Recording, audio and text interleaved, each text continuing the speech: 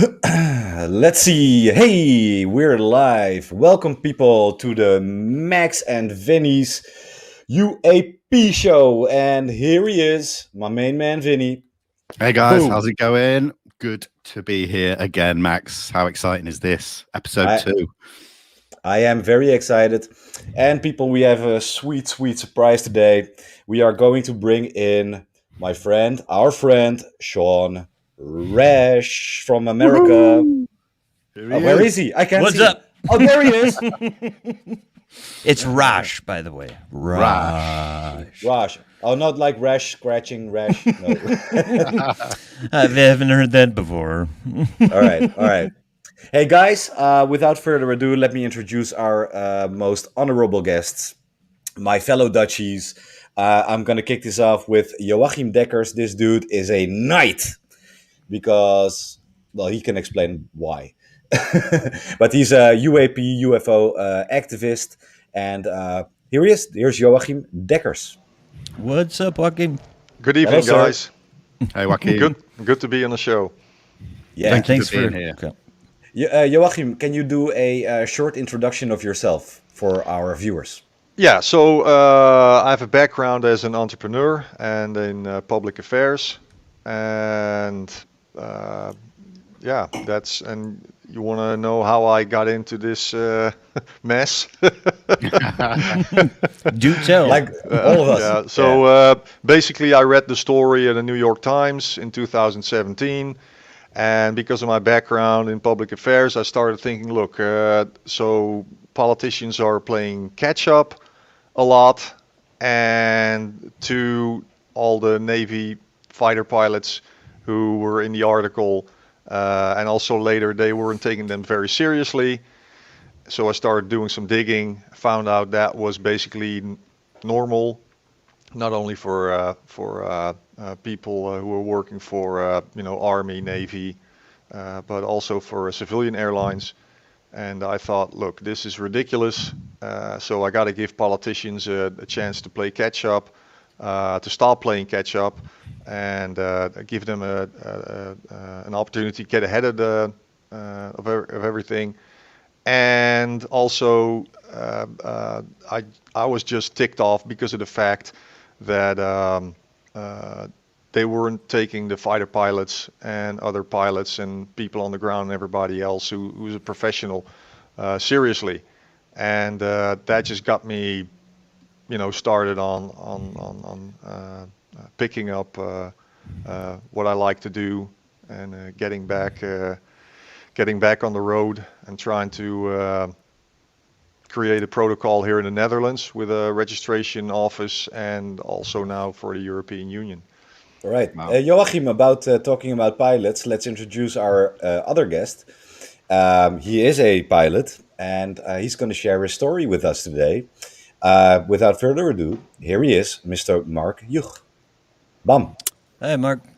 Hi, guys. Mark. Hello, sir. Nice to be here. Nice to join your show. Thank you for being here. All right. So You're welcome. let's not work around this. Mark, we need to hear your story right now. Walk us through Right. it. Well, let me introduce myself to start. Sure. My name is Mark. I'm 56 years old. I'm flying already for 31 years for a big Dutch airline. I'm not going to mention which one it is, but you can figure it out probably yourself. Started off in the military as a military pilot, but I was expelled or not. I didn't take all the tests to the end due to air sickness when I was flipping around in a trainer. I had to throw up, so unfortunately that was my end of my military career, flying career.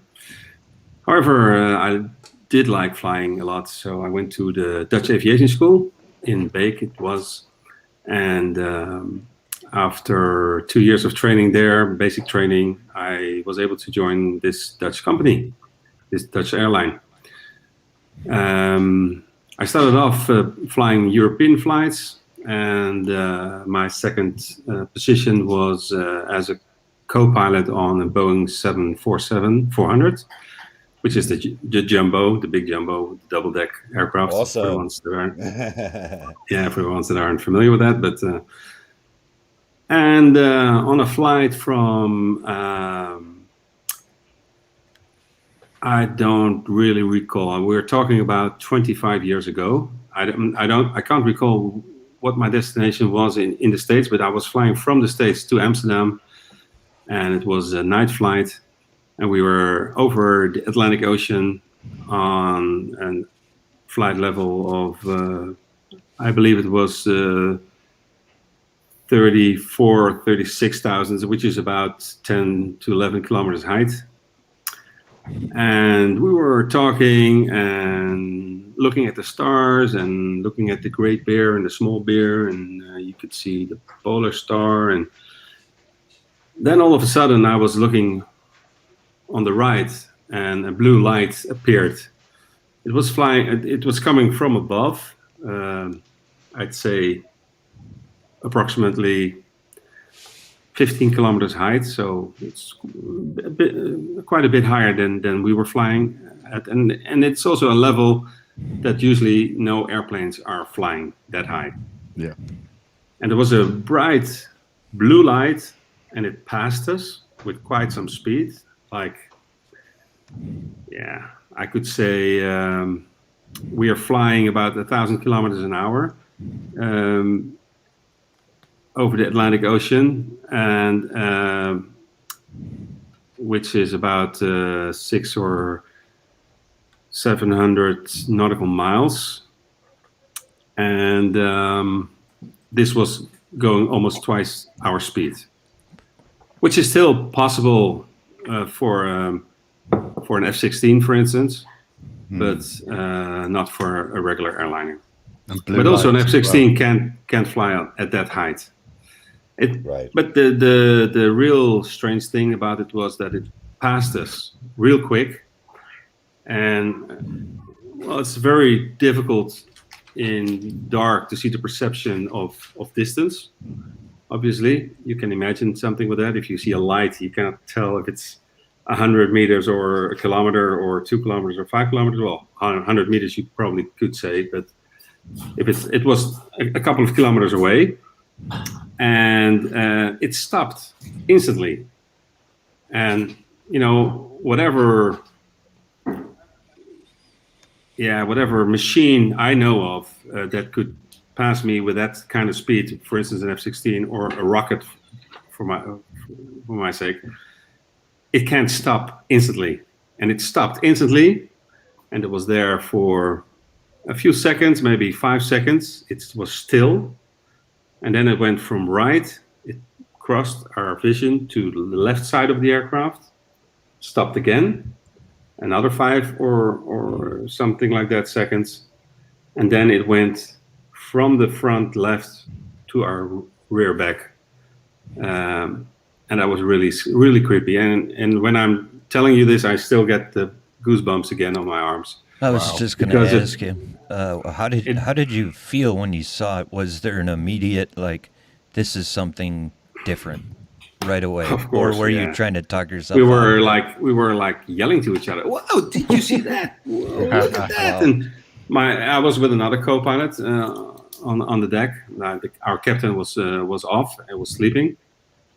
Wow. And there was no time to call him or to because this was all happening in maybe less than a minute or maybe 45 seconds, something like that.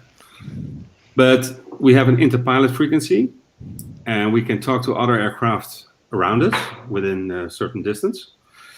And I grabbed the microphone and immediately said, "Anyone saw that too?" And some Americans from Delta Airlines or Northwest, I don't know which one, but yeah, we saw that too. Whoa, crazy stuff, man! And what the fuck was that? And echt, we were all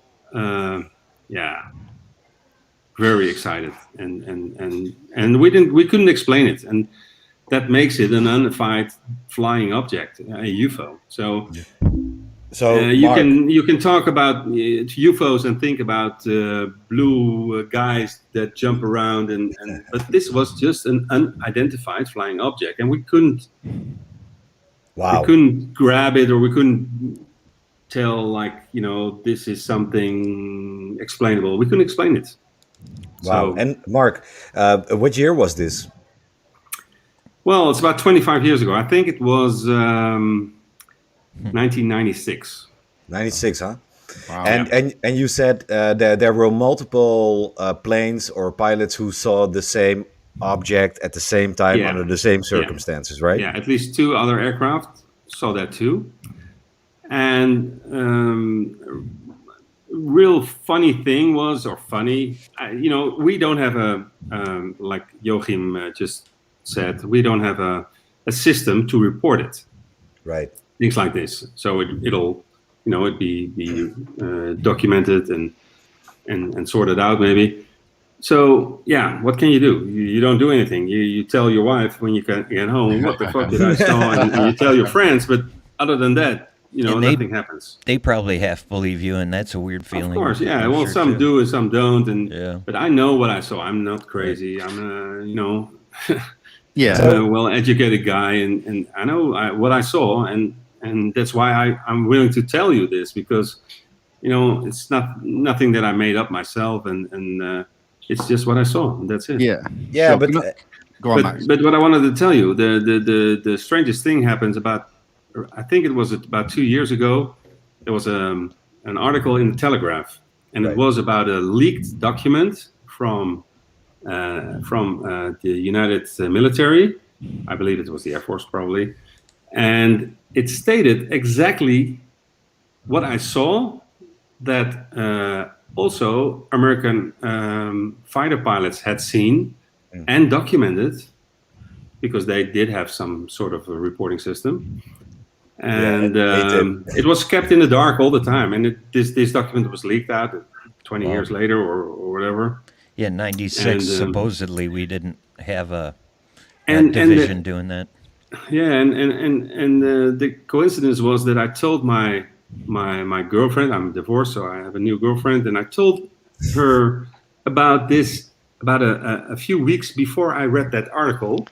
I told her about this experience, what I meant, and then I read this article. Said I went to my girlfriend and say, "Wow, look at this! I told you. Remember, I told you a couple of weeks ago." Yes, of course. Read this, and she says, "Wow, yeah, amazing." So that was another, how can you say that? Confirmation. Yeah. So, Mark, I understand, there's multiple Dutch pilots who have experiences or sightings, as you say, up in the air. And I understand you guys are also communicating with each other and sharing experiences. Maybe you can elaborate on that a little bit. Well, there's not very much to elaborate on that, because there is no record of any such things. So there's also no documentation. It's just that you talk with another pilot, maybe in the cockpit. You sit for hours next to each other doing your work, but also have a lot of time to talk about stuff. And yeah, of course, I mentioned it to other colleagues, and I had a few guys that had similar experiences or other totally different experiences, but also, unexplainable events. Right. So yes, there are quite a few that I know of, but there must be much more that I don't know of. Right. Can I just ask, on when this event happened for you, when you were speaking to some of the other airlines that were, on the vicinity of the radio, did anybody at all, yourself or the other planes, ever report any anomalies with any of the instrumentation on board your plane? No, we didn't experience that at all. Maybe it was because of the distance, right? Because like I said, light travels very long distances, of course, and it's really hard to see whether it's close by or further away. It was just intensity what shocked me the most, that it was passing us with such a speed, and it was stopping instantly. Wow. Yes. On a And then dime. changing Like, 90 degrees of direction, Wow. moving in front of us from right to left, stopping again, and then disappearing to the Mark, back. those reports go back to at least the 40s. I've read so many documents. Really? Yeah, really? Saying 90-degree turn. But I got a question for you, Sean. You know? Did you ever read or heard about the similar story that I'm just describing to you? I will look further into it. The blue light, I haven't really heard that necessarily. That's the one thing that's different so far for me. I mean, I know that has been reported before, just as far as my own personal research and documents. I haven't come across a blue one yet. So, But Mark, there are all sorts of colors. oh, sorry. Mark, did it have a shape? Could you make out a shape of the light? No, it's hard with the shape. It was dark and light. Yeah, light is usually roundish. So Yeah. for excellent me, question. it was yeah. It could also be a star for Yeah. Well, yeah. likewise. Yeah. Stars that pass you by and stop. Yeah, in and then front of you. stop. So, no, but I mean the light. It was a very very bright blue star. Right. The But shape. you know what? Light, You know what? lightish. It does make kind of sense because, you see these pulsating orbs. Did it pulsate by any chance when it stopped? No, it was. No? As far as I know, it was constant Solid. light, Solid okay. light. Yeah. Right. Well, that's an But, incredible. I mean, it's 25 years ago, so don't hold me accountable for. Do you feel like the airline is almost neglectful, that they're putting you up there and not, telling you anything about this stuff? No, I wouldn't say that. I don't blame him at all for anything I saw. I mean, it happens, and Yeah. yeah. Whether you were it's- prepared or not wouldn't have made a difference. No.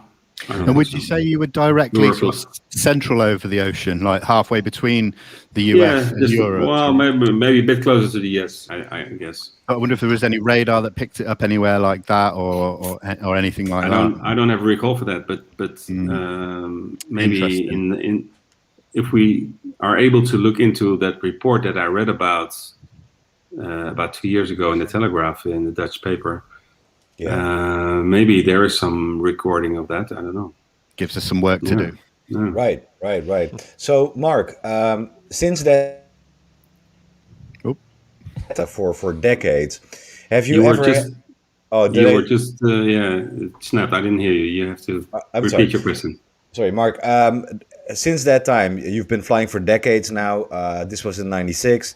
Have you ever encountered another something you can't explain in the air? No, unfortunately not, or luckily No? not. I don't know if they're friendly or not, but no, that's the Right. only time.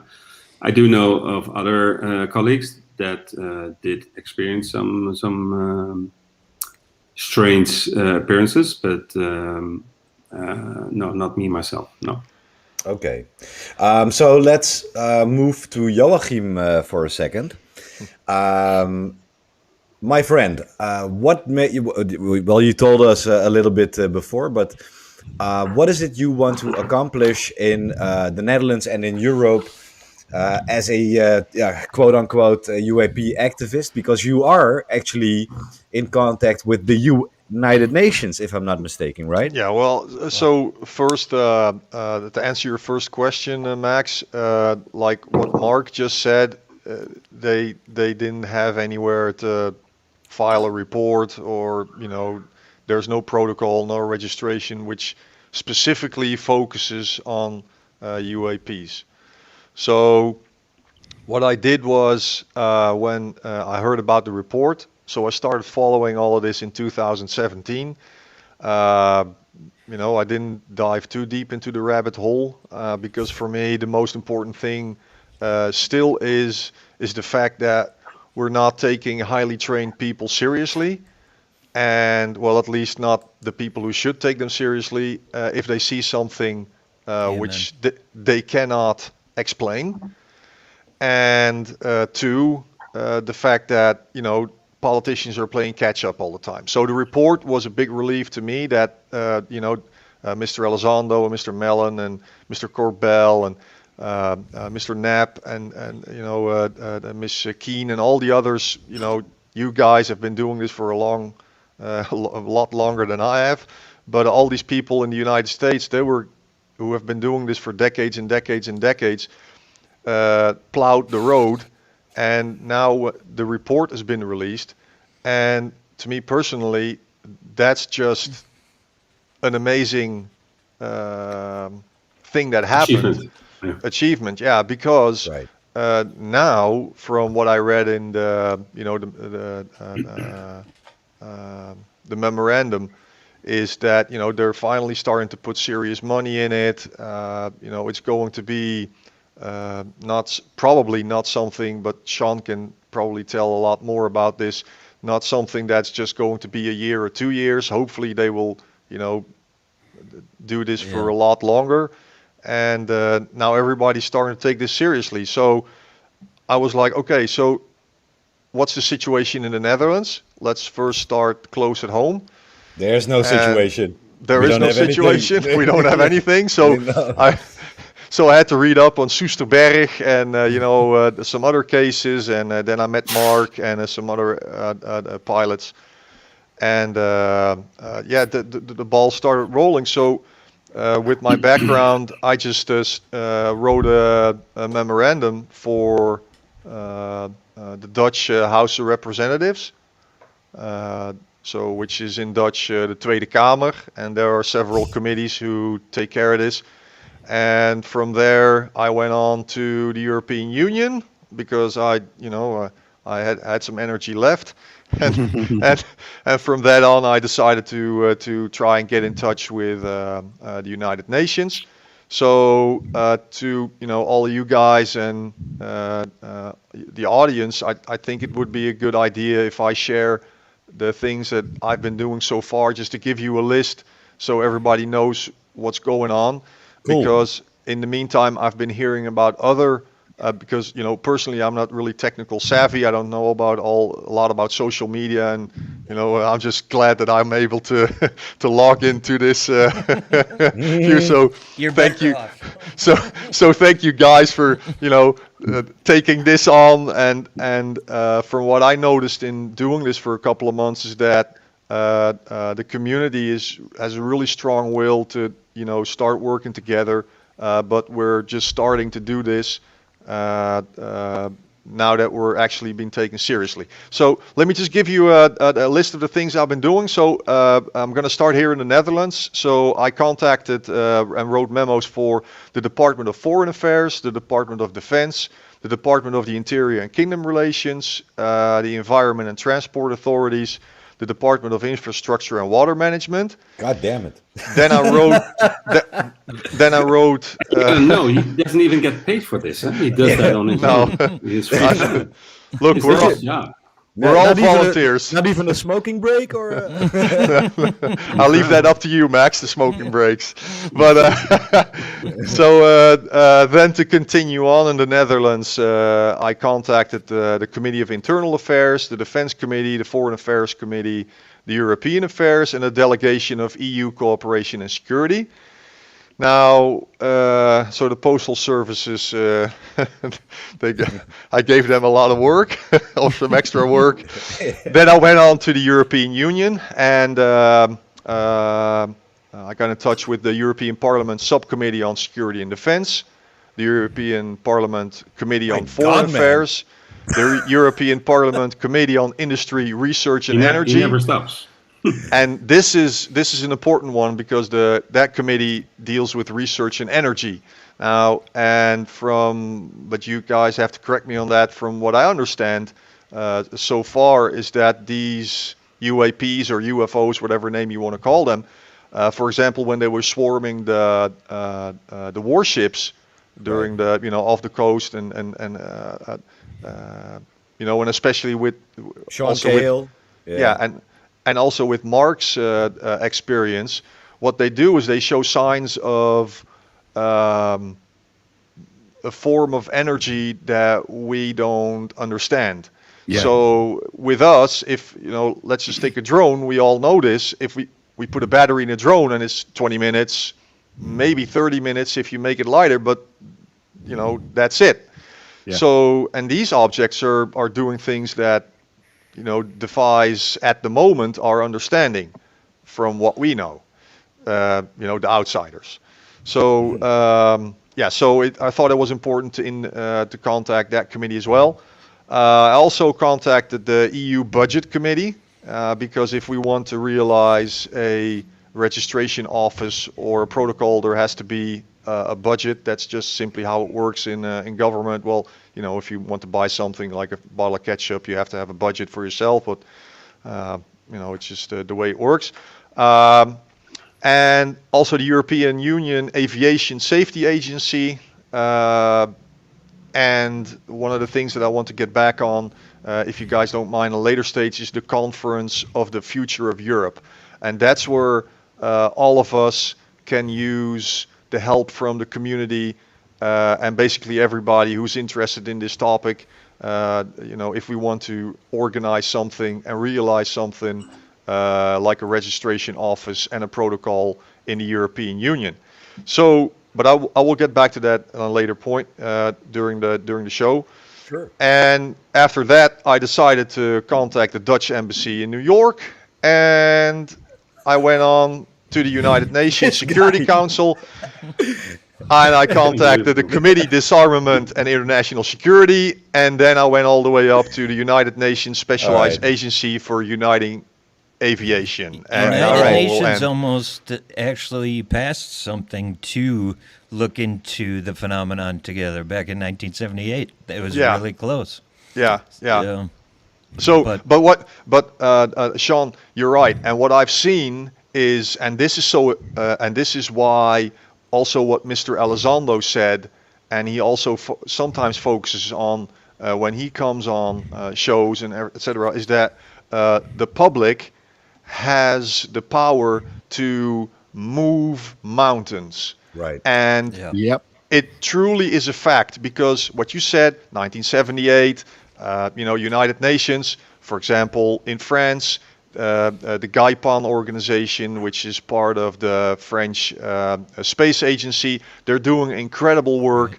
We got the Italians doing incredible work. There are some people in Sweden, you guys, but everything is like splintered. And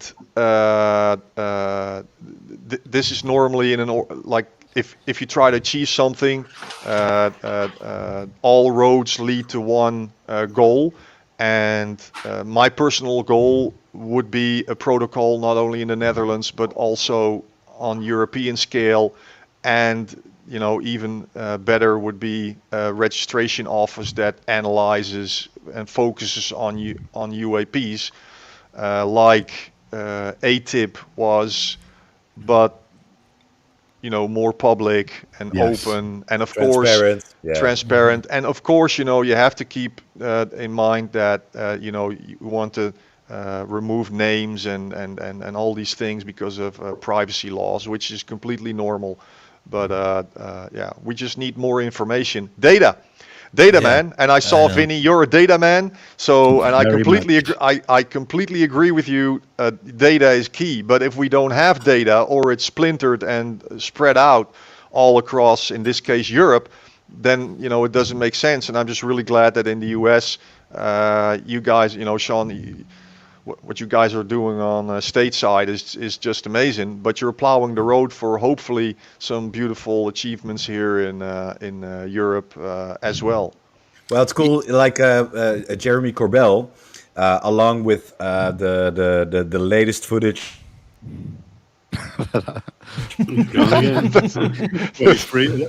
You froze up again, Max. Yeah, I know. Something. It's time for you to get Starlink. Oh, he froze up again. Oh, Max. What's your main motivation for all the? I saw Starlink in real life. All right, I'm back. Was it quite a scene? The thing I wanted to say was actually data is being shared by Jeremy now, along with the footage. So it is getting there, and I think even Louis Elizondo right now is, I think, trying to get data along with a lot of the footage. So again, continue, please. Yeah, so I heard Sean also asking a question. Yeah, I just like, for me personally, I'd just like to find out what really motivates people, because 2017 happened, but in order for you to keep going and keep working your butt off, there has to be a different kind of motivation, because that fades. We know, for me, for instance, I had my own experience, and then it's people like pilots like Mark and Air Force pilots who, sometimes are really putting their life out there and are at risk. I'm reading a case right now in Mantell case. Yeah. The guy died, But so that's what motivates me. Is that kind of similar to what makes you push on? Well, my situation a little bit different. I never had UAP sighting myself. For me, it's an experience I had, not related to UAPs or UFOs, but people. Okay, so in 2004, me and a team founded a sports association in the Netherlands. It was really small, but we were made fun of. We were called crazy for things that we were doing, and but we pushed on. And then by the time we got a majority in the House of Representatives, then people said, "Oh, those guys aren't crazy. They're actually, they're making sense and they're doing what they're doing." And so I know what it's like to be ridiculed for a long period of time, which is absolutely ridiculous, because everybody is allowed to have its own opinion. Everybody, freedom of speech, and if somebody thinks this is blue, then it's blue to them, and yeah. Well, anyway, you guys know what I'm talking about, and your audience also. But hey, the audience has a question for Mark. So they want to know, Mark, how often do you hear about UAP sightings from colleagues? We touched down on that a little bit just before, but I'm kind of curious too, because is this something which is something you can speak about, or are people afraid to speak up? No. I want to correct Joachim in this, because I've never been felt ridiculed about whenever I told someone about my experience. It's just that there's no reporting system, so I just tell close colleagues or friends or whoever's in my neighborhood. And since I was in Black Box TV a few weeks ago, I don't know if you saw that. Shout out to Flavio Paschino. I did see it. Yes, exactly. Good guy. But when I was in Black Box TV, then all of a sudden I got really actually recognized on the street in front of my house, or people came up to me, "Hey, Mark, I saw you on the Black Box TV, and what is this?" And I got a story too. And then things start rolling. And also colleagues, when I flew afterwards with colleagues, they said, "Hey, we got also some experiences," but no one is talking about it themselves in the open. Why? I experienced, and actually I didn't too. I mean, it was 25 years ago. Come on, I mean. No, I know what you mean. I'm not talking about that every flight. It's just when the subject arises, I say, "Hey, I got an experience." But it's kind of weird, right? I mean, it's not something you just address over lunch with your colleagues, No.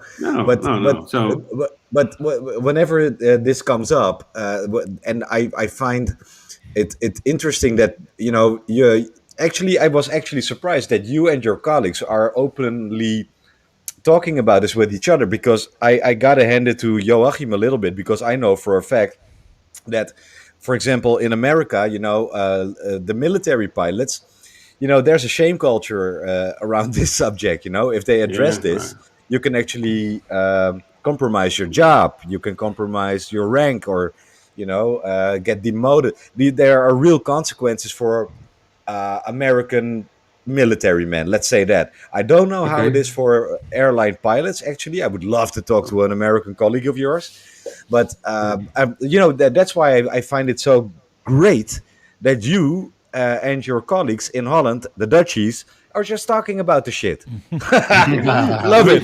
Because it's only as For big of a me, deal as you make personally, it. For me personally, there is no consequences for this. No. To be honest, at the most, that people might think, oh, this guy must be crazy or something. Well, I don't give a shit if someone thinks that way about me. That's so Dutch. yeah, exactly. And no, it has no consequences for my career or for whatever. No, maybe it Especially at will. this point. Yeah. It will develop in the future. I don't know. Maybe but then I will again, notice the you consequences. are going to retire in 2 years, so. Yeah, so I mean, no. So Well, I was going to ask Joachim a quick question. When you've been contacting these many areas in government and stuff, did you find that some were more receptive than others when talking about fringe subjects, let's say? No, because the fact is that I've just been doing this for 2 months, Right. and they Man, the it summer sounded like a recess. lifetime of work. Yeah, It did. Yeah. well, we got to start pushing here in Europe, and Yeah, definitely. so and that's what we're doing now. So we need to make the snowball bigger, and so summer recess is just around the corner for all the key decision makers and Yeah. politicians. So I'm not expecting a whole lot, and but that's why the conference of the future of Europe is so important. I was hoping that you, Max and Vinnie, can share my initiative in a link or in a description, or For sure, I don't know how you guys call that, but my request to everybody watching this is to visit that web link. It's an official website from the European Union. I posted an idea which basically says, in a nutshell, protocol, registration office for airline personnel and military personnel, and the power from the community, from the citizens in the United or European Union can start moving mountains, and that's what we need. So by the time the politicians get back from summer recess, that they see, oh my goodness, there's 1,000 people who are endorsing this project, for example, and then we can discuss this in European Parliament, Wow. which will also which will happen, because that's what the conference is about. But we need as many people to sign up and endorse the project, and it's just something for the common good. And but I cannot do this alone. It's a community effort, and if we don't do this all together, then nothing's Okay. going to happen. Yeah. So look, everybody watching.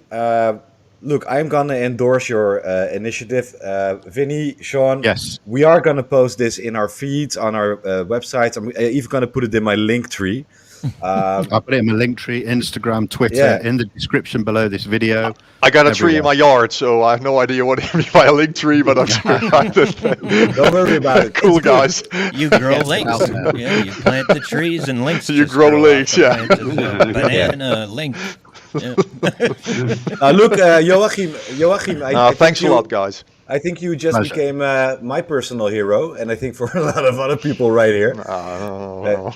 Look. Yeah, What that's you're work. doing is quite amazing.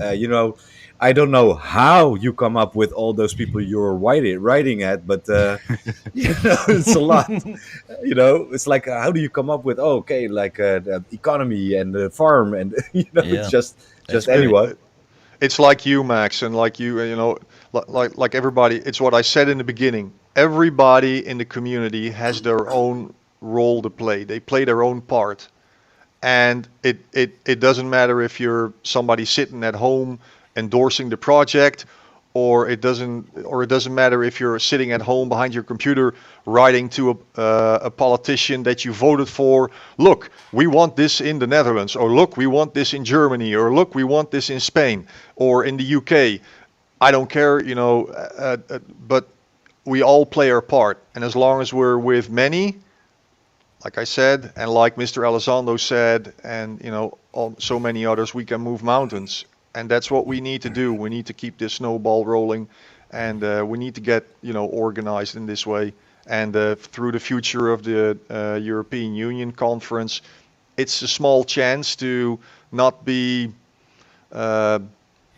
divided. Yeah, you took the words out of my brain. I was just going to say this is a topic that we can all get behind that isn't going to cause more division that we're all so used to. Yeah. This is a topic where we can be friends in the pursuit of truth, whatever that is. Yeah. I think too many theories get involved sometimes when, in the end, we all just want more data and more information, and the truth will show itself at that point, Yeah. So I commend you for doing that and making those actions, because it's incredibly difficult to do something like that on your own. That's real. Right. That's a hard choice to make, to keep doing that on your own. It is, and you might. Sorry, Sean. Go on. No, you're just very strong for doing that, and I admire you. And I hope that rubs off on other people, and they help you out and do stuff too. Look, yeah, and Christian Thompson put the link on the UAP DB website, which is quite an honor, sir. It is, yeah. And Joachim, I was just going to say, you say that it's a small chance, but it's a small chance that has potentially very big consequences. Absolutely. So but now we have a chance, and we can sit back and just wait, or we can stand up and fight. Absolutely. And I would rather stand up and fight, so more people like Mark can come forward.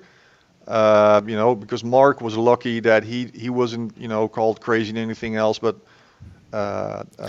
all of us know people who don't want to come forward because of this, because of their career or whatever, and that is just ridiculous. Absolutely. That is absolutely ridiculous. It just ticks me off. We just hope that people see videos like what we're doing now and see Mark coming forward talking with people that embrace him and take it seriously. Maybe others will come forward if they feel like that ridicule is dropping. So if you're watching, talk to us. Yeah. Mark. Yeah.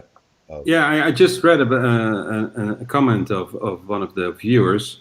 Sure. And he said about the blue light experience I had, that there was a blue light UFO with multiple witnesses in Hawaii in December 2020. Mm-hmm.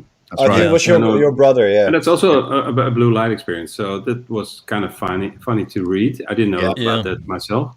And it was above the ocean as well, just off the coast of Hawaii. Yeah. It fell in the ocean, I thought. I think it did fall in the ocean, yeah. Oh, it did? Oh, yeah. I didn't know that.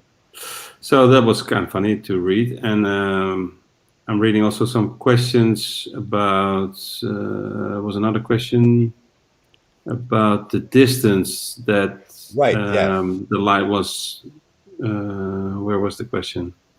Yeah, I'll find it for you. What was the closest distance you guess this individual object was away compared to your airline and heading? No early collision indicator going off.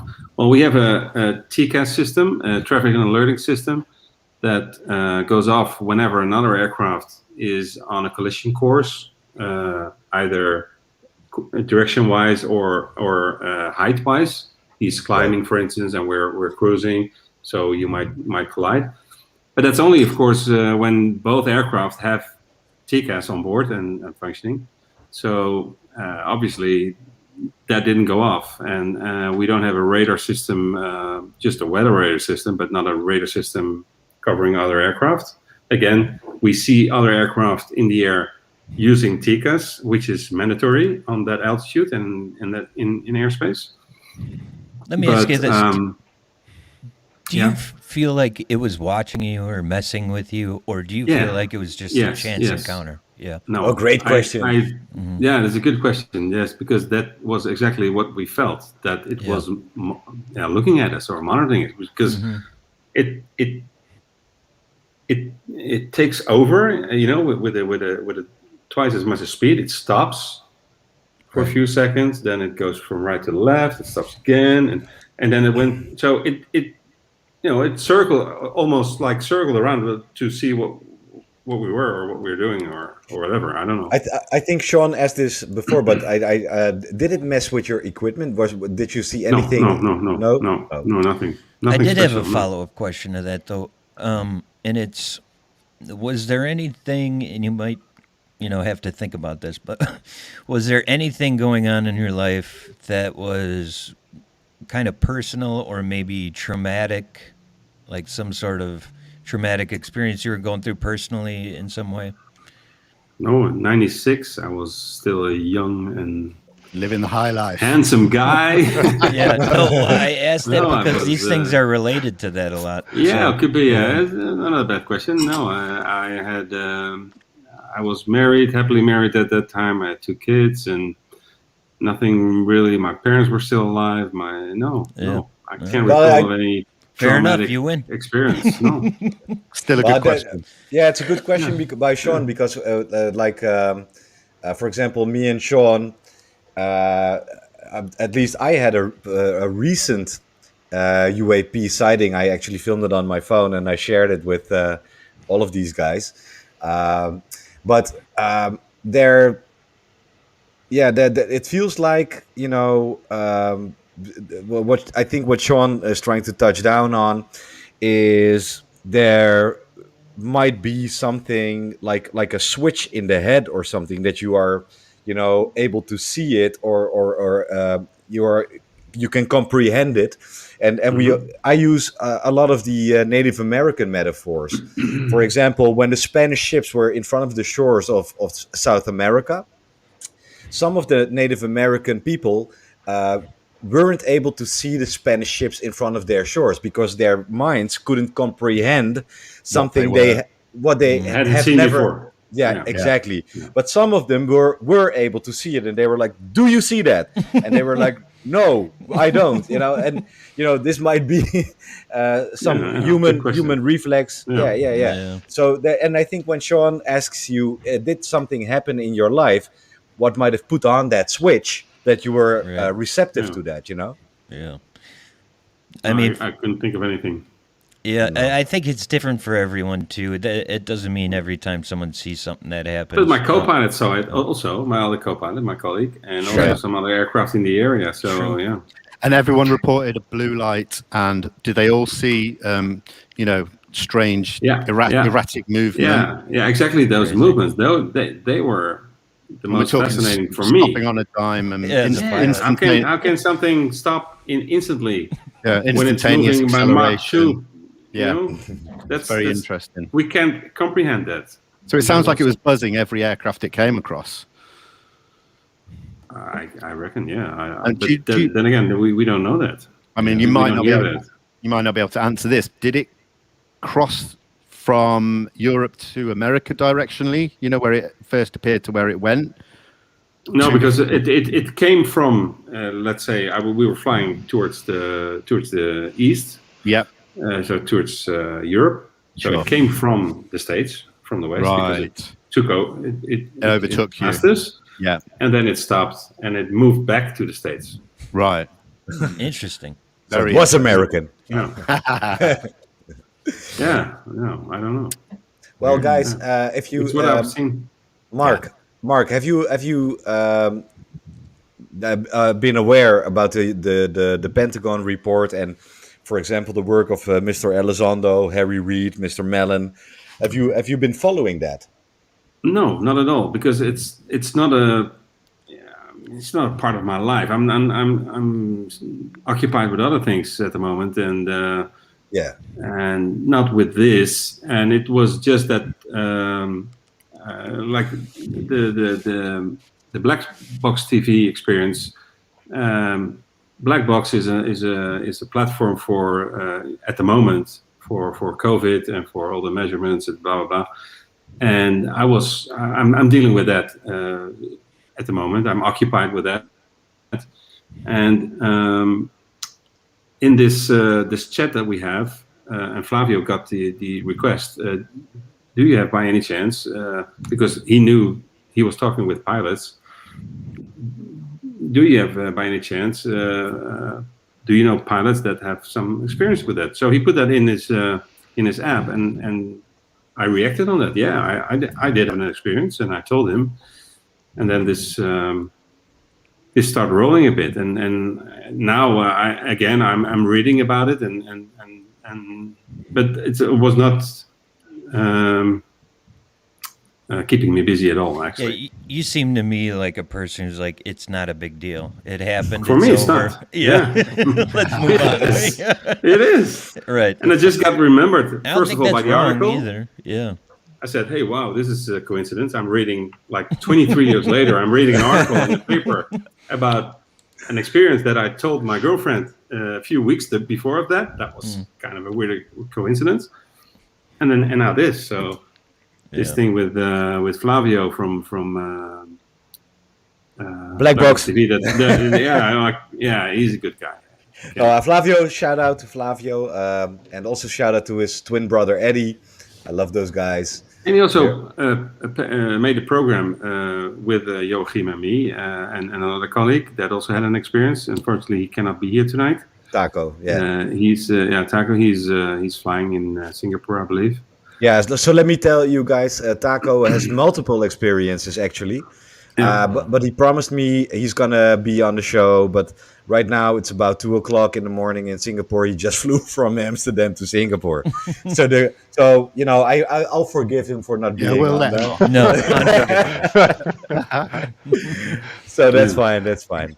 But Mark, what I will say is that the fact that you've now come forward on the black box thing and now to us, it really is a big deal what you've done. It's really appreciated. Well, I realize that now, but I didn't realize that before, actually. Of course. Why would you? So it's my pleasure, and it's not a big deal for me. It's just what I've experienced, and I'm not afraid to telling anyone about it. It was just not happening because nobody was asking me, and 25 years ago, after a while, you don't think about it anymore. Mark, you're so incredibly Dutch. You're like, yeah. Oh, UAP. Me, on the other hand, I'm like, I see something, I'm crying. I'm like, my life breaks down. What the heck was that? Not at all. That's Americans for you. Yeah. Sean, can I ask you a question? Yeah. Do you know if the older politicians above 60 in the United States are less open to talking about this than I don't know if there are any younger I don't know if there are any politicians in the House of Representatives or Congress which are like 20, 30 or maybe early 40s. Yeah. Do you know they're more easy to approach or open to this subject and are more diving into this? Because I saw an interview, for example, with it was on TMZ, and it was a short clip, like 2 minutes. They talked to from Tennessee. Yeah. I can't remember his name, but he was really, really open to it, and so can you?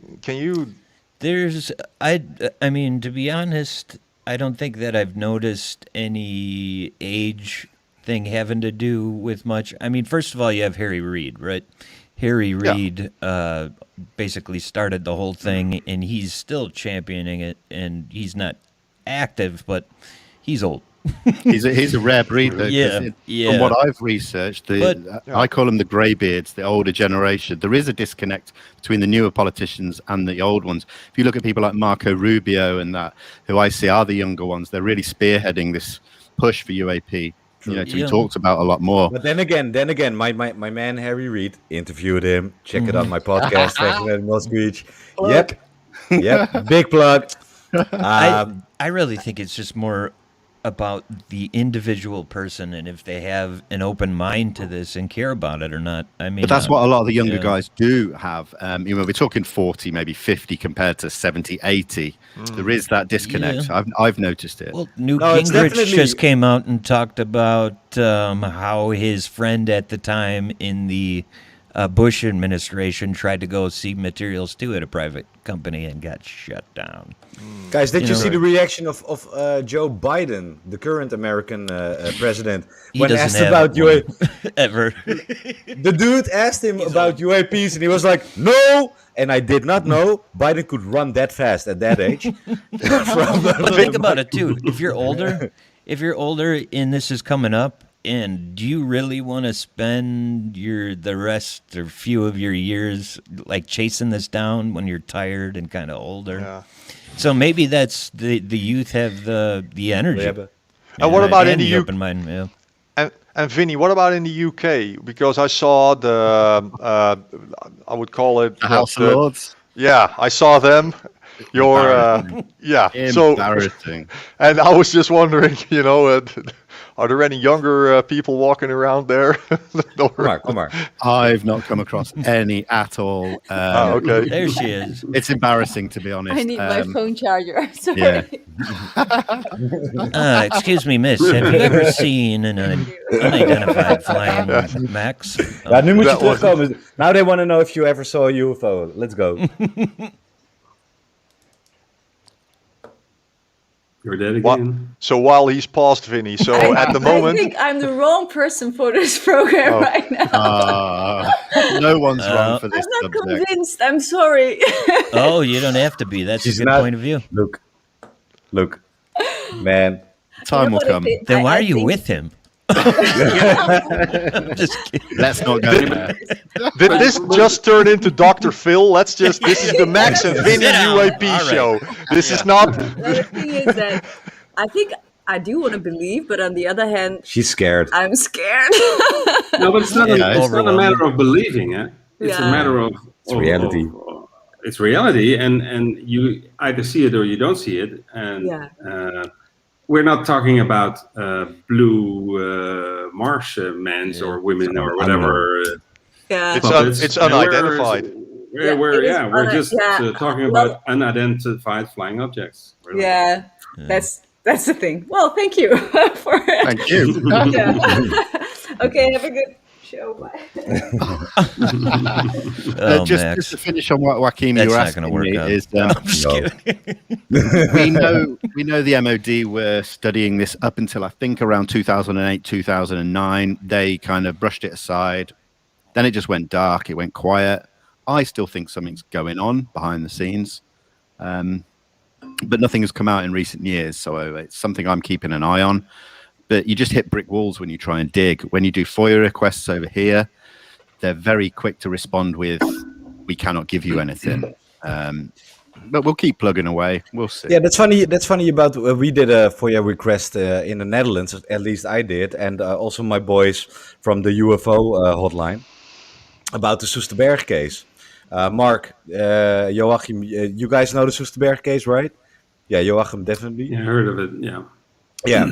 So I did a Recently. in Holland we call a FOIA a WOP-verzoek. So we did a WOP-verzoek, and what came out was that the Dutch armed forces are surprisingly honest in a weird way. You know, they have like they said, okay, so like we don't ever see UFOs, but we do see unknown. So they just have another term for it, right? But it's exactly the same Is thing. it flying or Oh, not? Yeah. So they see unknown, but it's basically a UFO. You know, it's always just the U. It's unidentified, unknown. We can determine what the hell it is. And there was another thing they were willing to admit, and that is that Soesterberg is the biggest hotspot for UFO sightings in the Netherlands. That's what the damn army even admits. You know, so they did admit to some things. So I'm really curious about the UK, and you know, what's the hotspot in the UK? Is it Wales, or what I is it? think it depends who you ask. I just saw a survey this week where it's meant to be Derbyshire, which is just south of where I am in South Yorkshire. But I've heard that over the years from this county based on this data and this county based on other data and things like that. So there isn't really anywhere specific that you can rely on the information. I don't think there's any one place, to be honest, in the UK. I think it's just sightings all over, especially when you go up into Scotland, across to Wales, even over in Ireland as well. You hear stories from all over. So it's a tough one. I think I have someone who's there. But Joachim, while Max is doing that, I think that is. There is Milou. Milou, you have to put your sound on. Click the microphone. Oh, yes. Yeah. Hi. Hi, Milou. Hi, Milou. Hi, Milou. Can you see me at all? Yes. Well, we do see you. Okay. A bit dark, but Do you want to Yes, be but- seen, by the way? So Now it's it's better. too late. Yeah, that's Oh. a bit better. Perfect. Like this. Okay. So, let us introduce you. Milou is also a pilot, and I invited her to do, share her experience. So we've been talking for almost an hour, Milou. Would you like to kick this off and tell your story? Yes, but I didn't hear the other story, so. Well, I- Mark, you know my Mark- story, I guess, Milou. Oh yes, I know Mark's story. Yes. Yeah. Well, that was, yeah. Well, that the main was very story up special. until His now. story. My story is not that exciting, but Hey. but I can tell it. Let us to Please. decide that. Yeah, we'll decide. Please. Okay. I'm flying on a Boeing 737 through Europe. Yeah. And I think it was 15 years ago, something like that. And I was flying from St. Petersburg to Amsterdam. Russia. Yeah. And yes, yes, St. Petersburg. And I think it was like an hour from St. Petersburg. And suddenly we saw a big glowing ball up in the air. And we were at 37,000 feet. And this thing was hanging there much higher. Wow. And it was quite big, and it gave a lot of light. And me and my colleague, we were looking at it. What is that? And it didn't move. It was hanging there, and we were looking at where the sun was, and the sun was behind, so it could not be the reflection of the sun. It was glowing by itself. And we were thinking, what can it be? Can it be a weather balloon or something like that? But I don't think they can come up that high. And it was very big, so that was Sure. impossible. And while we were wondering what it could be, we heard on the radio other aircrafts also calling ATC to ask what that flying object was. So Really? more planes were seeing the big glowing ball, and nobody could explain what it was. Like And, a ball, air traffic control- Yeah, like it a- was completely, what we could see, it was completely round, like, a ball, a the sphere, sun. something like that. I don't know. But was that the shape of the light or the shape of an object that you could see a form? Completely round. Wow. Okay. Yeah. But What color light was it? If you about white, yeah, a little bit yellowish white. I don't Right, know. okay. How you can Yeah, explain but it. that's very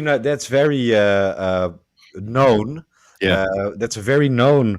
And my Milou, was it pulsating a little bit like that? No, it was just solid. there and staying there. It didn't move. Was just And there. air traffic control they couldn't see anything on the radar or whatever. They didn't know what it was. So, but it was funny that other airplanes could see it at the same time. Did you pass by it and it went to the side No, of you? It was. I think it was so far away that it stayed there for a while, and suddenly we couldn't see it anymore. It was gone. But Wow. I don't know if the light went out or if it flew away or something like that. Sure. Suddenly it was gone. Wow. Wow. I just missed everything. Oh, Yeah. sure. That's You were not the incredible. only one. Well, we're gonna end the show. No, just joking. Come on. No. So Milou was just telling her story. Maybe you want to do a short recap for Sean, You Milou? don't. Oh, catch on. I wouldn't make you do that. Very short. We were flying at 37,000 feet, and we saw a glowing sphere or ball, something like that, very big, way up, more higher than we were in the sky, but it was very clear.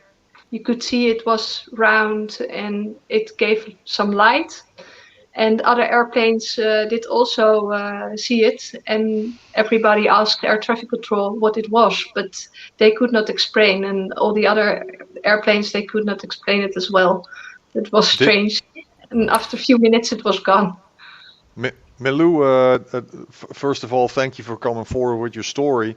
My question is, you mentioned air traffic control. Did they see the object on radar? No. Okay. No.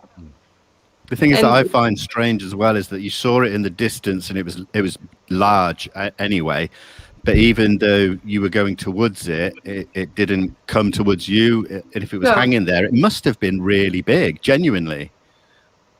And I think that's what seems strange. It's like 15 years ago, so I cannot remember exactly how big it looked or something like that, but it looked like. Yeah, you cannot measure the distance. Sure. We could only see it was much higher than we were. So we were like, it cannot be an airplane because, of course. Well, how high up can an airplane come? But it was really much higher. But it was also in the atmosphere. So, and it was during. What? Well, it was late in the afternoon, I think, because the sun was in the west. But it was still clear blue sky. And it was still a very bright, self-illuminating object. It was a very bright light. Yes. What did your co-pilot say? Well, I was a co-pilot at that time, but. Sorry. Yeah. So what did you say? We both were. We didn't know. We couldn't explain what it was, but we were watching it all the time. And my colleague, he called air traffic control to ask if they.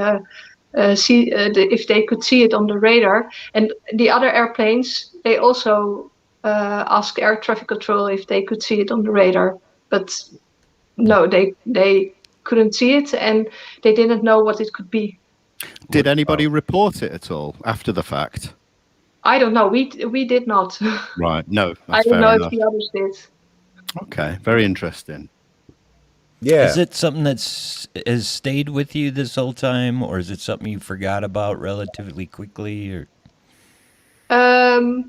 well, sometimes I tell this story to people, so I'm not thinking about it all the time, or I forget about it. But then sometimes, if people are asking me, "Do you see something?" Sometimes, then this story is coming up. Right.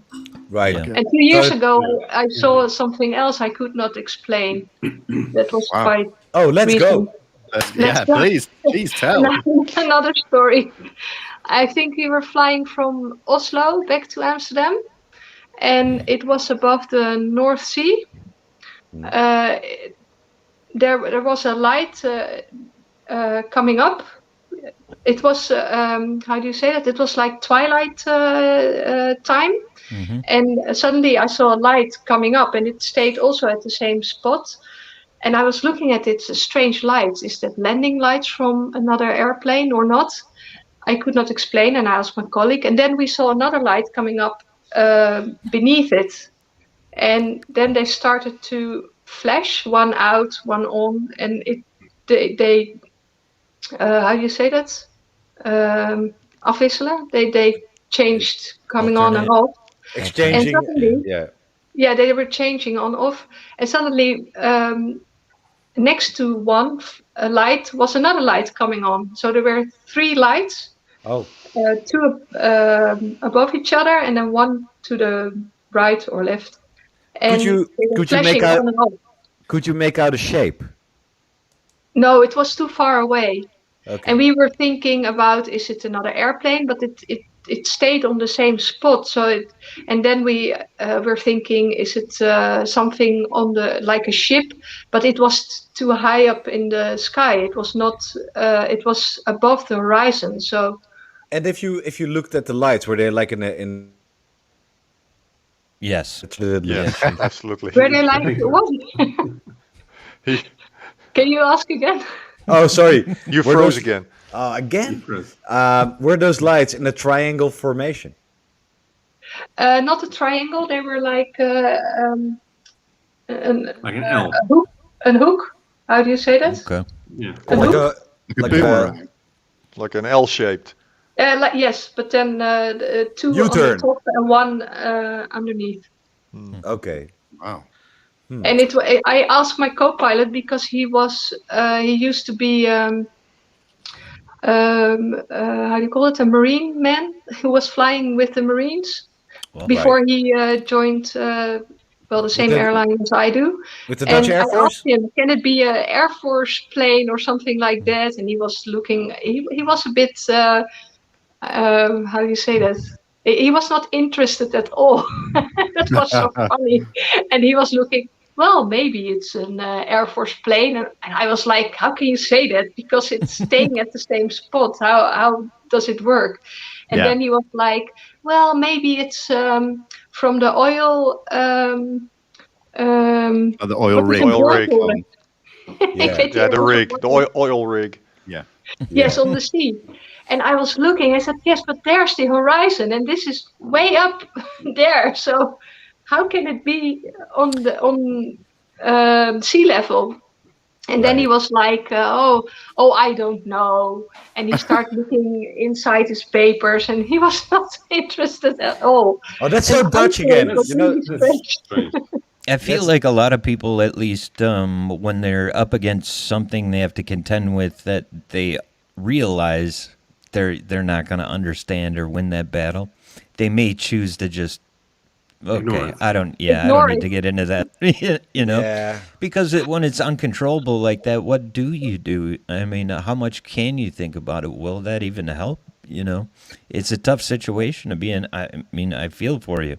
Yeah, absolutely. And I've been there too. And sometimes you're like, why do I keep thinking? Why do I keep thinking about this? It was relatively recent for me. So, but it's like, does it do any good? What did it happen for? Why me? But share us your experience, Sean. Well, what did you see? Oh, let's go, Sean. Come on. Let's go, Sean. Mine was a little. I'm not a pilot or anything, so I'm a walker though. So I was. There's a lot involved in this story, but I won't go into the consciousness and dream aspect of it. I'll keep it just. Yeah, You know, that what that happened. weird sex scene we're not gonna share. Yeah, yeah. Well, and if you want to know, you can get in touch with me afterwards, I guess. But I was about to walk into my house, and wasn't looking for anything. I wasn't really into this stuff that much. I was paying attention, kind of, but not having a podcast and all that. So I'm going into my house, and it just comes over my head. Maybe, if I had to guess, it's either 50 feet above me or really big and far away. And it was, That's real close. the only thing I could think of is like a teardrop, but it was like the end of it was a little curved.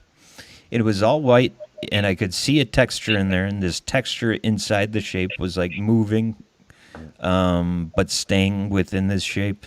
And it would just look like it came in the atmosphere here, or in this dimension and out, just like that. And then 2 days later, I felt like a beam of light off my shoulder, and I just kept looking that way because I felt like I was going to see that thing again, and there it is.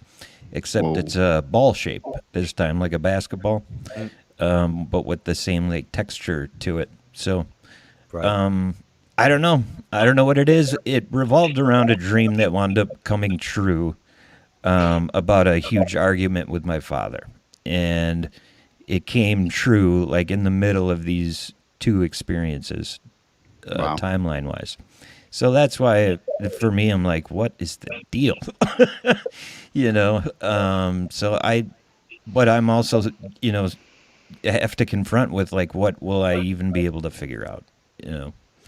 So I just keep pounding and talking to people, because I don't know what else to do at this point. It's like a switch flipped, and I don't have a choice. Like all of a sudden, this is just what I'm doing and who I am, and it's really bizarre. I've been a musician my whole life. Coronavirus hit, locked everybody down. I couldn't play. Saw this stuff, met these So guys. this was quite recent. Yeah, it This was. was quite recent. Yeah, it was like end of August, and I saw 2 other things since then. And I have videos of those that are pretty good actually, but those were not like a personal paradigm shifter kind of experience like the first one. Yeah, Those were just like, wow, that's freaking cool. But nothing more than that. Yeah. Yeah, the weird thing is, since I started covering this stuff, I do it for the Dutch magazine, Nieuwe Revue. Come on, Max. So that's why I asked you if Starlink. anything personal happened in your life around your sighting. Yeah. Well, we're glad you're here, Sean. That's all I can say. We're so glad you're here. Well, yeah, I'm glad I'm here too. That's one thing that I definitely take from this is I'm a lot more content, satisfied, and just overall happiness is well beyond where it was before the coronavirus and all that stuff. So I'll take it. Nice. So Hey, am I back? Live again. Yeah. Oh, you missed it. My connection is horrible today. He's just heard my story a billion times, so he left. No. I'm just I love your story, because I had my experience the other like a month ago or something. Someone has his audio on the computer. thanks, UAP UK. But okay. Anyways, It's not me. No, all right. But I was on my balcony about a month ago, and I saw like 3 lights in a triangle formation, and it was moving like that. Got my phone, started filming it, and at some point, one of those. Oh, by the way, and I saw like in all directions, I saw multiple, orbs or something moving towards that triangle formation. So at some point, I saw in the triangle formation, one of those lights just light up real bright and just dive down, and I got that on film. Yeah, I Yeah. saw that. Yeah. Yeah. It was quite amazing. But it's a weird thing. I started covering this for this magazine. I started this podcast, and I saw that, and I keep on seeing it. I've seen it since that time, two more times actually. Yeah, that's weird. It's Wow, weird. It's that's crazy. crazy. Yeah. I'm shaking my head because I have never seen anything. Oh, okay. I've never seen anything. Yeah. I've seen Max's footage People of that love their whole object life. falling down, and it's incredible. And I look to the skies all the time. I'm just so desperate. We're the Yeah. boring people, Vinny. We're the boring guys. That's why it's not coming, because you're desperate. It's like, forget that. Yeah, I don't need exactly. that. I want to Yeah, impress but somebody. I relax. I try and switch that switch. I think consciously, like, right, okay, push out some kind of thought or something, like, come and see me. Like, I don't have Yeah. time to look up. well, you're too busy. If you filmed it, can you show it or not? Oh yeah, I showed it, but I can show you. You want to Bring see it it up right on now? the screen, Max. Bring it up Yeah. to share for everybody. Yeah. Yeah, exactly. Yeah. Oh, wow. Hold on. Yeah. Okay, Let's do that. I'll I'm- cue mine too. Okay. Nice. But I'm only looking on my mobile phone, so it's very small, I think. Yeah. If you guys, I'm gonna check out for just a second, and I'll come back with the footage. Yeah. Yeah, no problem, man. No Yeah? problem at all. The footage. In the meantime, he's gonna hang an orange Yeah. in his room from a Right. piece of rope. You've got an orb. Yeah. Get the Nah, wife just- to drop it. Yeah. Let me ask you, Milou. I asked Mark this earlier. Did you have any feeling that, first of all, whatever you were seeing was definitely not normal? It wasn't supposed to be there or whatever. And Yes, the first time the big ball that was shining brightly, I was, and also my colleague, we were like, this is not from here. This is, or it is something military that we don't know of, something like that. But it's We don't understand it was about. so strange. It gave a strange feeling. Yes. Wow, Like that's this important. is not normal. right, Or like this is that's not the like we instinctual, used to. right?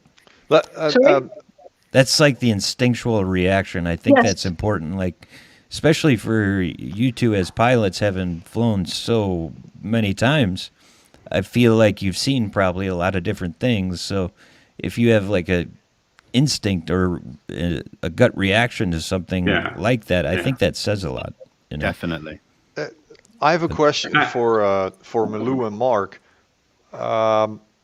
When you're up in the air and there's like a military emergency going on, do you get contacted by the military air traffic control or the civilian? Civilian. The civilian. Okay, Yeah, so we're in contact with civilian, and sometimes they say this area is closed. Because of military action, you cannot go there, and they reroute you to around it. Usually. Interesting.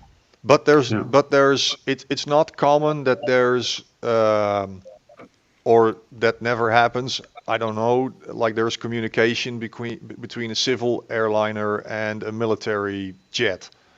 That's not common. No. Okay. All right. No. Okay. Yeah. And about your instinct that Sean was mentioning. Yeah. For us in the cockpit, especially when it's dark, if there's just one light or one switch in the cockpit, not in the right position, you just know it. Yeah. You don't even see it, you know it, you feel it. And because I'm up there for over 30 years, I know exactly what I should see or what I shouldn't see. Mm-hmm. And, the thing that happened to me 25 years ago, I had not the experience of 20 to 30 years that I have now, of course, but I knew that what I was seeing was not normal. Definitely. Yeah, and that's probably a weird feeling that kind of leaves you like, okay, what do I do now? Really, for us, it was an ultimate exciting feeling. We were like flabbergasted. Yeah. Were you that way as well, Lou? Were you excited or were you anxious or? Excited. Like, what is that? Yeah. And a lot of questions coming up. And, isn't that interesting? Guessing. That's something so unknown to you both. Like, you get excited first of all. Isn't that interesting? Because I think a lot of people would have fear right away. Yeah. Oh no, I don't fear things like that. I wasn't. I was excited. Yeah. Milou, have you ever, or when you had the both of your experiences, did you guys at the moment try to report it or try to? No, I didn't think about to report it, and it's. I think now I'm thinking that's strange because I heard. I think also 15 years ago or 20 years ago. That we have forms to fill out if you see something that you cannot identify. Wow. But it's not. We that's used new to me. That is very interesting. Yeah, but somebody told me that. I think it was during when I started flying on the Boeing 737, and my instructor told me something like that because we had a lot of forms in the cockpit, all different kinds for different things. Sure. And then he told me, and if you see a UFO or something like that, you can also report that, but then you have to go to the office and. They are not in the cockpit. You have to go to the office, and then they have forms especially for this to report. Yeah. Wow. But I didn't That's new think for me about too. it after I saw this. I didn't think about it. Can you get us one of those forms? Yeah, I never asked if it's true. Yeah, I'd love to see it. It's new for me. I never heard that. Yeah, for me too. No, I think it was an instructor who told me, so maybe he was joking. I don't know. Maybe, yeah. Yeah. I thought it was Pro. serious. But maybe he wasn't joking, and nobody just uses them, Yes, or knows I about think it. it You was two like didn't that. report it. I- If they're I not didn't on report board my the thing. airplane, Yeah. you're not going to use it. I've not come across my research on any forums on this topic.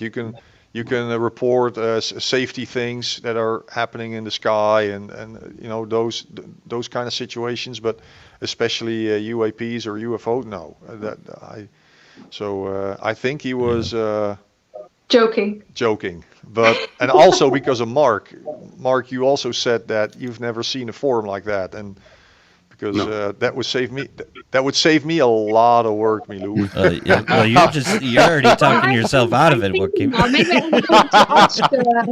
I'm going to ask if there's a form for that, because now I'm curious. Yeah, that would be great. Yeah. Well, Please. FAA officially has UFO in their acronym Yeah, papers absolutely. or whatever. Yeah, Yeah, but how they old do. is that? Is that we're talking 15 years ago for Milou, 25 years ago for Mark. Right. How new is the FAA protocol? Last year. There you go. Same with the Navy pilots. We're talking 2019. Team. So, Yeah. So, guys, you want me to share the clip? nah. Yeah. I actually Actually- have to go to Independence Day family Well- party. Yeah, and I'm I also also close wanted to to tell signing you off. Yeah, Guys, I if also anyone want to needs tell to, you if too. anyone needs to go, please feel free. We appreciate sure, your sure. time. We don't want to Yeah. keep you from your lives. No, but I do want to see the footage that Max. Yeah, Come on, Max, absolutely. come on. So let's show it, Alright. and then we'll. Oh, you guys want to see it? Okay, hold on. Yeah, of course. All right. All right. Well, it's very intimate that I'm sharing this, but People are okay, always let here we down go. when there's a video show. I've seen this and I loved it.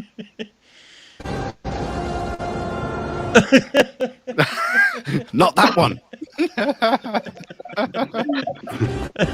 Don't show your wife.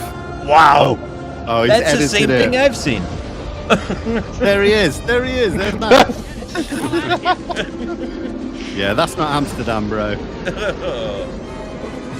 Well, now this video's getting taken down. Copyright. Oh, Max. It was so intense.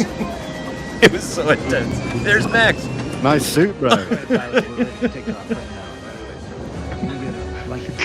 Oh, he's freezing in that too.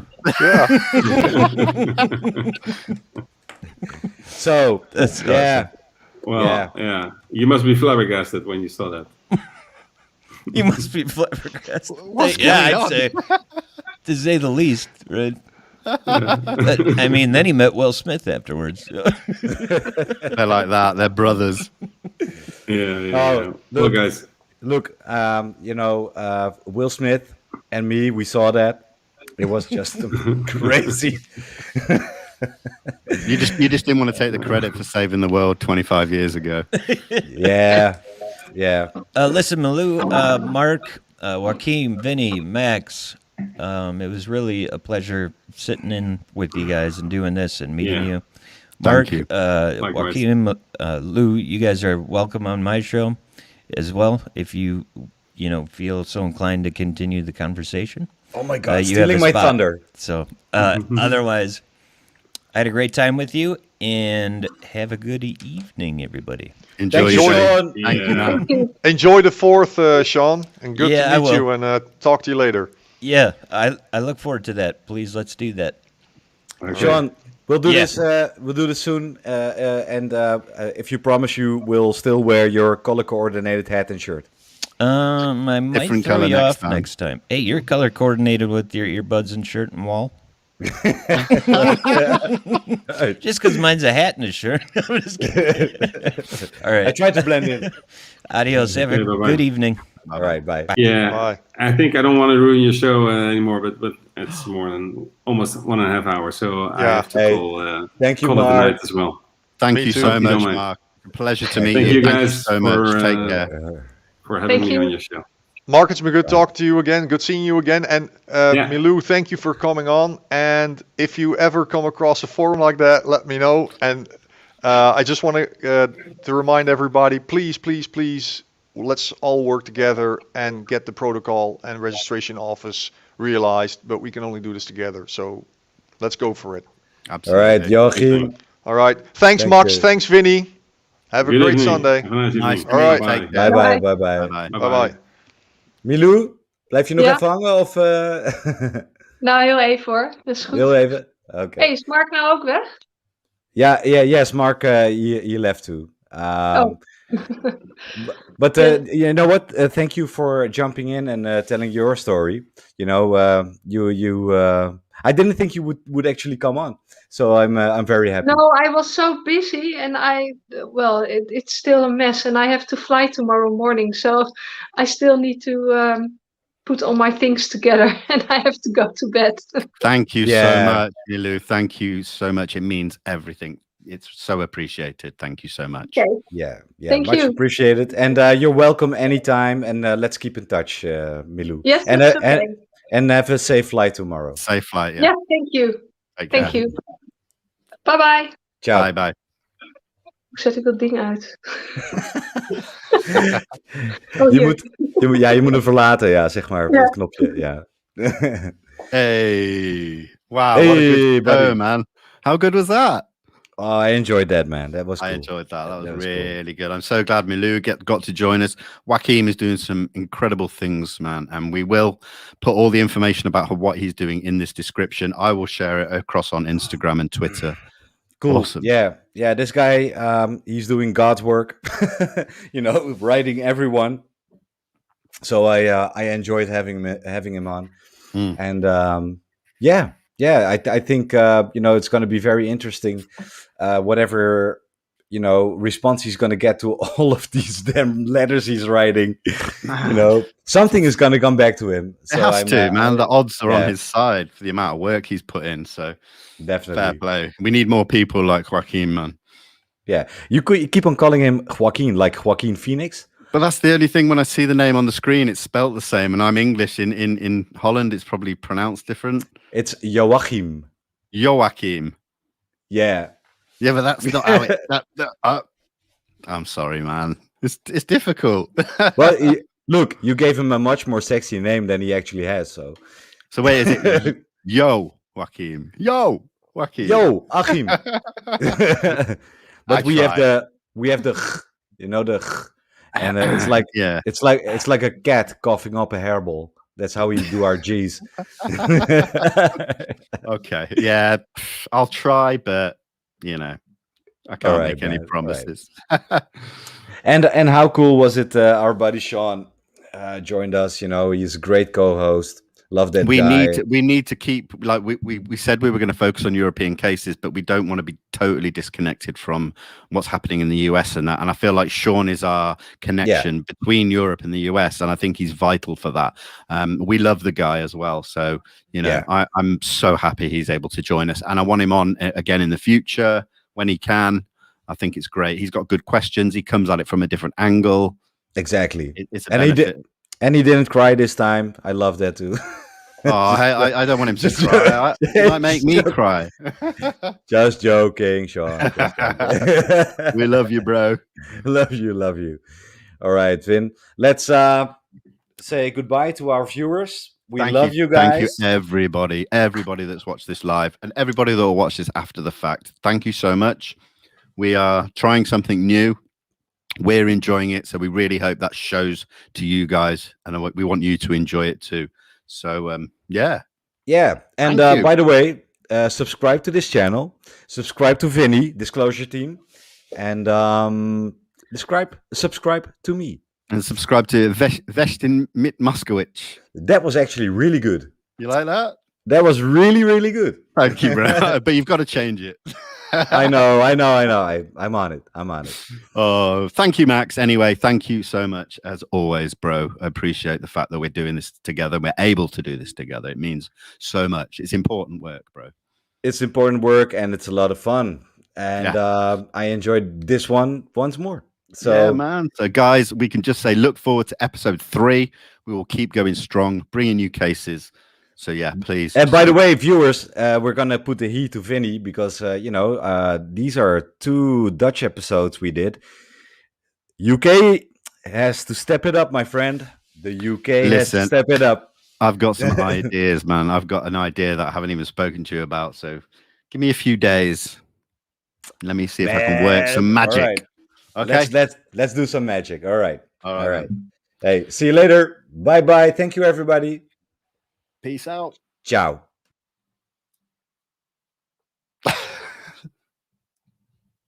Bye.